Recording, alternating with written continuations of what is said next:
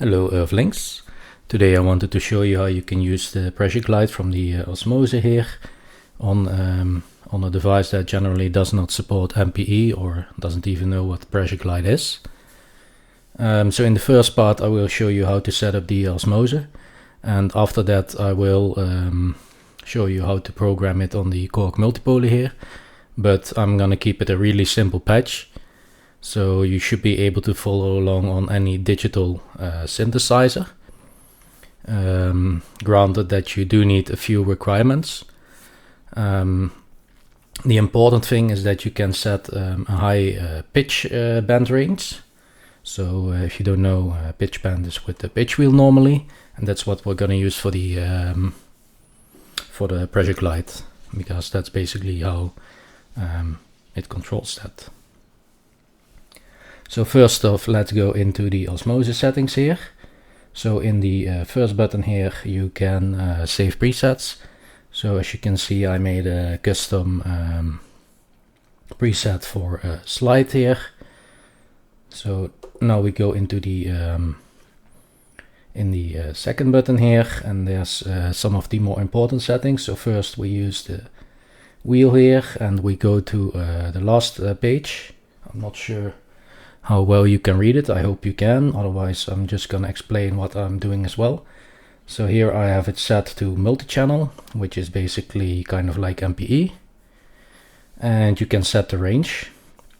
So because the Korg multipolar here has 4 layers, I can control each layer with the key. So I have set it to from channel 1 to 4, so 1 for each channel. But for this demo today, we will only be using MIDI channel 1, so I'm just going to keep it like that for now. Then we scroll back all the way to the left, and here you see gestures, and these are basically the commands that you're going to be sending to your device or to your VST. So in the top one here we have pressure, which is the first part of pushing down a key, and I have set it here, or I think it's basically the automatic settings are channel pressure here, which is aftertouch if you don't know, and I like to keep it that way. And then if you scroll down here with this one, you can see which the second part of pushing down. So basically, if you have a key like this, the first part here is the top one, the pressure, and I assign that to aftertouch. And then the second part all the way down, then that is usually where aftertouch is. I have set that here to CC74. So if your VST or device does not listen to any of these commands, you can change those here in the adjust settings. So if you can't set CCs, you can change it to something else that your device can listen to, and you can also set a minimum or maximum range if you would like. And the second page here is not relevant for today's demo. Then we go to the third one here, which is your band range. So that means your keys can wiggle, and depending on how far you want to bend your keys, so it might vary from preset to preset. You want to change these settings here. So what I'm gonna do for today's demo, because I want the sound to follow all the way along my keyboard, I don't want the bends to go that far. So I have mine set up here to 1/24, which means it's only sending like if you have here the bend key. So if you have a full keyboard range set here, so that means 1. That means it would go all the way every time I bend the key. So if I want to do only very small movements here, so like this for more precise controls, you can set a number that's divided here, and the bigger the division, the smaller your movements will be, because it's only gonna be bending it a little bit. So just to demo that.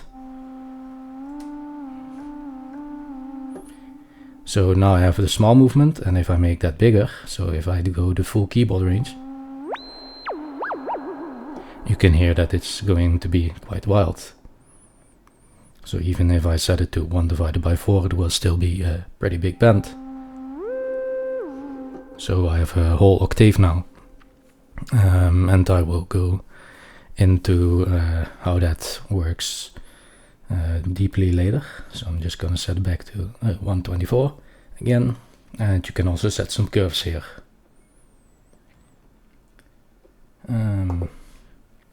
And then for the pressure glide, you go to the last page here. First you set pressure glide, of course, and then what's important here is that you scroll once to the right after you set pressure glide, and you can set the range of your pressure glide here. So I have it set so it can glide over the whole keyboard.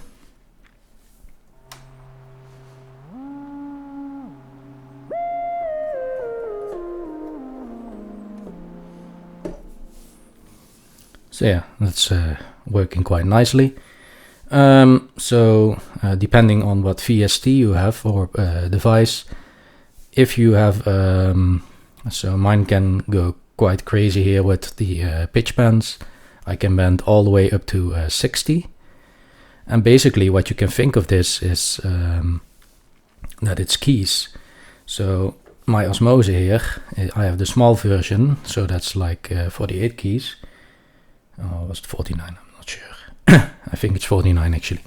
But anyway, depending on how far you can bend, you might have to set like half a keyboard here, because I can go up to 60 here. So if I had the bigger Osmose, I would go set it to 60 and then full keyboard range. Because I have the smaller one here, that means on the pitch bend here, I don't have to go as far. But if you have an even smaller pitch bend, you might have to set it to only be half of your keyboard. So you can't pressure glide all the way, but you can still have some nice glides there. So if you have like an older device that might only be able to set to glide or pitch bend for like 1 octave or 12 keys, then you would go here and set it to 1 octave or 12 keys. So yeah, that's important depending on the device that you have, that you keep in mind how far you can bend. So let's have a quick listen here what we're gonna make. So yeah, as you could already hear a little bit before, I just made a really simple flute sound.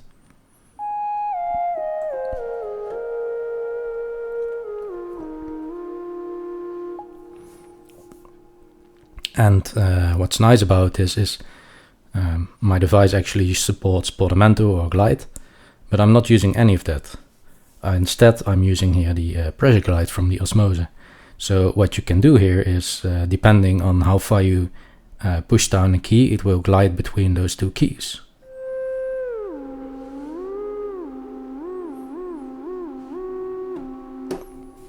So yeah, that's pretty cool, because now you, instead of having like a fixed amount of glide, you can control the glide with your key, with your fingers or keys. And I can still do the bends as well.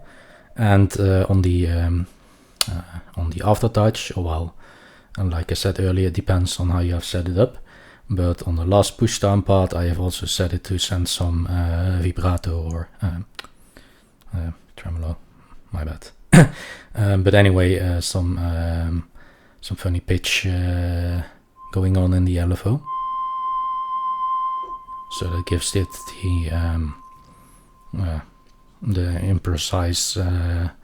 impreciseness of like a flute player, because it's hard to keep breathing into a note. So yeah, that's what you kind of want to do in sound design, is you want to try and replicate how the instrument is normally being played, and you don't have unlimited breath, so you want to add some noise and some pitch things going on in there. So anyway, that was basically what the preset is. So let's go into a clean one. So we have nothing here. And the first thing I'm gonna do for a flute sound is I'm gonna change my oscillator to be a triangle.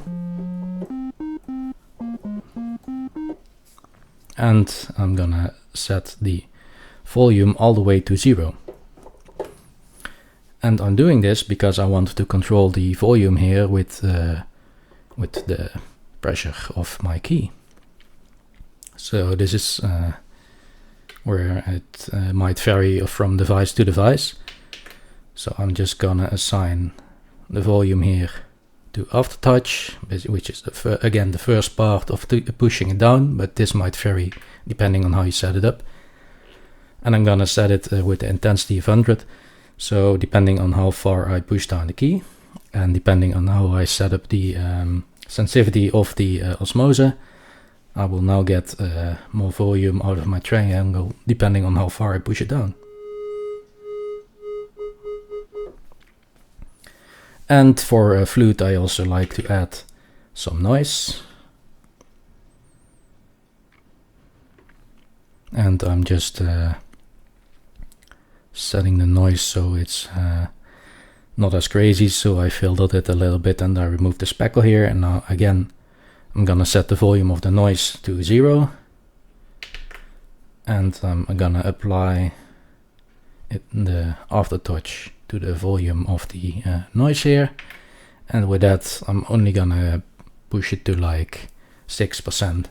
So depending on how far we push it down now, we get a triangle wave at 100% and 6% noise just for some little breathing.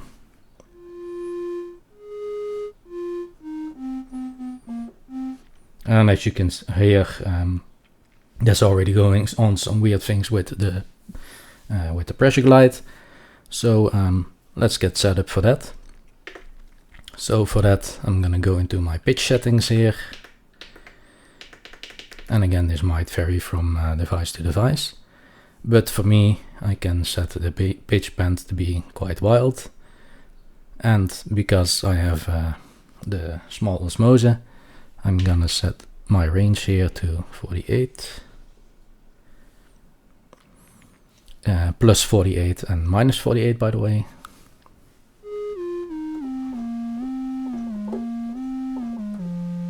And as you can hear, we already have the glide happening.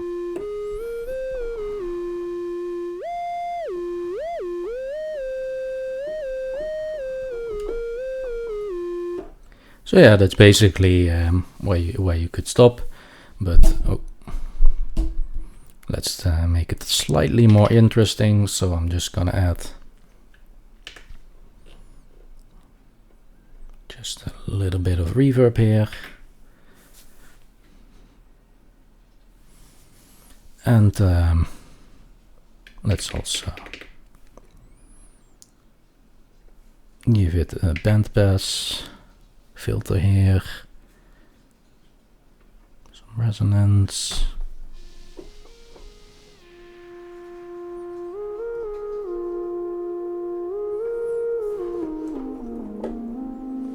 So yeah, bandpass will just cut off some of the lows and some of the highs, remove a little bit of the noise, and then I have the cutoff here set up to around 600 Hertz. And I've set some resonance just to add a little bit of the peak, remove a little bit more of the extra sounds. So you make it more into a sinus wave basically.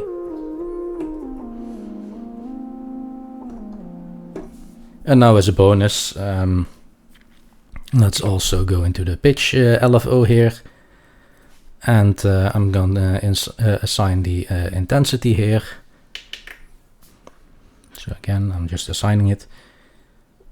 And I'm gonna assign that to CC for 74. And let's say plus 12. So now the first part of the pushing down the key here will be the volume, and the second part will be for the pitch LFO. And I actually need to set it here to be only CC plus. If you have plus minus, then it will also work in the minus, which we don't want. I only want it when it's actually pushed down. So I have to set it here to 74. So as you can hear, there's no vibrato going on. And when I push down the key further.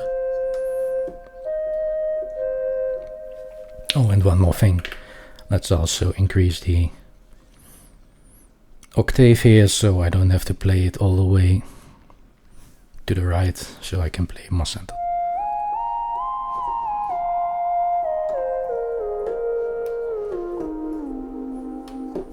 So yeah, that's basically how you can set up a pressure glide with any, I think, digital VST should work as long as you have the big pitch bend range and you are able to assign things like CC values, because yeah, that's rather important if you want to control the volume.